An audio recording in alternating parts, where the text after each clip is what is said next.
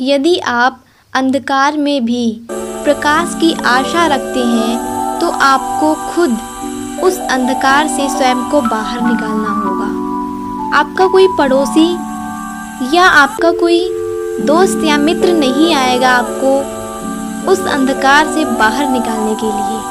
मेरे प्यारे दोस्तों, जो कि हमारे महात्मा गांधी यानी कि हमारे राष्ट्रपिता हमेशा यही सिद्धांत देते थे लोगों को कि आपको अपने जीवन में जो कुछ भी करना है आपको स्वयं करना होगा, किसी के भरोसे नहीं रहना है। हम बात कर रहे हैं कि महात्मा गांधी ने किस तरह से भारत को स्वतंत्रता संग्राम के माध्यम से स्वतंत्रता प्रदान की, किस तरीके से उन्होंने सफलता हासिल की। मेरे प्यारे दोस्तों, आज हम इनके उन सभी आयामों को जानेंगे जिसकी वजह से हमें गुलामी से आज़ादी मिली। इनका पहला आयाम जो रहा वो रहा असहयोग। देखा जाए तो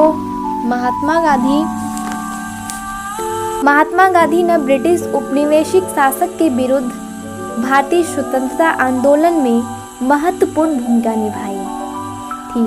वो 1920 के दशक में भारतीय राष्ट्रीय कांग्रेस में एक प्रमुख व्यक्ति के रूप में उभरे और अहिंसक सविनय अवज्ञा के अपने सिद्धांतों के लिए जाने गए। भारत के स्वतंत्रता संग्राम को आकार देने वाली और इनकी विचारधाराएं और जो रणनीतियां रही हैं हम उन्हें आगे समझते हैं। इनका जो पहला आयाम रहा वो था अहिंसा। देखा जाए तो गांधी का अहिंसा का दर्शन उनकी राजनीतिक और सामाजिक मान्यताओं के मोल में था।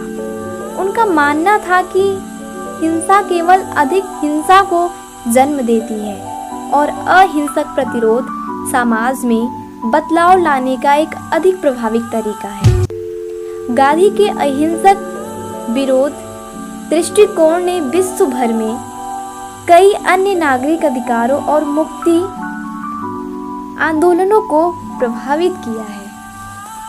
देखा जाए तो इनका जो दूसरा आयाम रहा वो था सत्याग्रह, जिसका अर्थ है सत्य पर टिके रहना। अहिंसक प्रतिरोध का एक तरीका था जिसे गांधी ने विकसित किया था, जिसका भारत के स्वतंत्रता संग्राम में बड़े पैमाने पर उपयोग किया गया था। इनमें अन्यायपूर्ण कानूनों और दमनकारी नीतियों को चुनौती देने के लिए सविनय अवज्ञा, हड़ताल, बहिष्कार और अन्य अहिंसक साधनों का प्रयोग किया जाना शामिल था। सत्याग्रह का उद्देश्य उत्पीड़नकर्ताओं के हृदय को परिवर्तित करना था और बल या जबरदस्ती के बजाय अंतर आत्मा से संघर्ष करना था, क्योंकि उस दौरान बहुत से व्यक्ति टूट चुके थे और इनके द्वारा चलाए गए सभी आयामों से उन व्यक्तियों को प्रेरणा मिलती थी। इनका जो तीसरा आयाम रहा वो था असहयोग। असहयोग एक अन्य रणनीति भी जिसका उपयोग गांधी भारत में ब्रिटिश सत्ता को चुनौती देने के लिए करते थे। उन्होंने भारतीयों से ब्रिटिश वस्तुओं, संस्थाओं और कानूनों का बहिष्कार करने और करों का भुगतान न करने या ब्रिटिश द्वारा संचालित चुनौती में भाग न लेने का अभाव किया था। असहयोग आंदोलन का उद्देश्य भारतीय स्वतंत्रता हेतु ब्रिटिश पर दबाव बनाना था। इनका जो चौथा आयाम रहा वो था सविनय अवज्ञा। सविनय अवज्ञा अहिंसक प्रतिरोध का एक रूप था जिसमें अन्यायपूर्ण कानूनों या हम कह सकते हैं विनियमों को तोड़ना और उन कार्यों के परिणामों को स्वीकार करना शामिल था।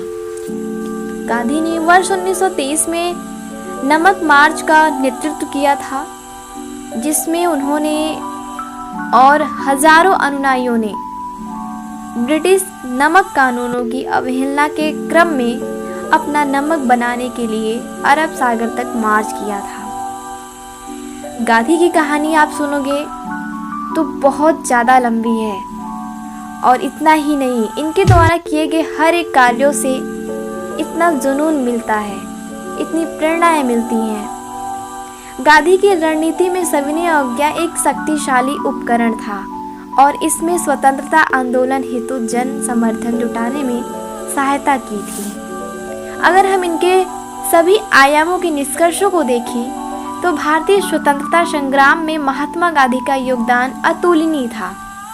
अहिंसा और सविनय अवज्ञा के उनके दर्शन, असहयोग एवं सविनय अवज्ञा की उनकी रणनीति और उनके नेतृत्व ने भारतीय जनता को एकजुट करने के साथ ब्रिटिशों को भारतीयों की मांगों को मानने के लिए मजबूर किया था। गांधी की विरासत आज भी विश्व भर के लोगों को न्याय और स्वतंत्रता के लिए लड़ने हेतु प्रेरित करती है।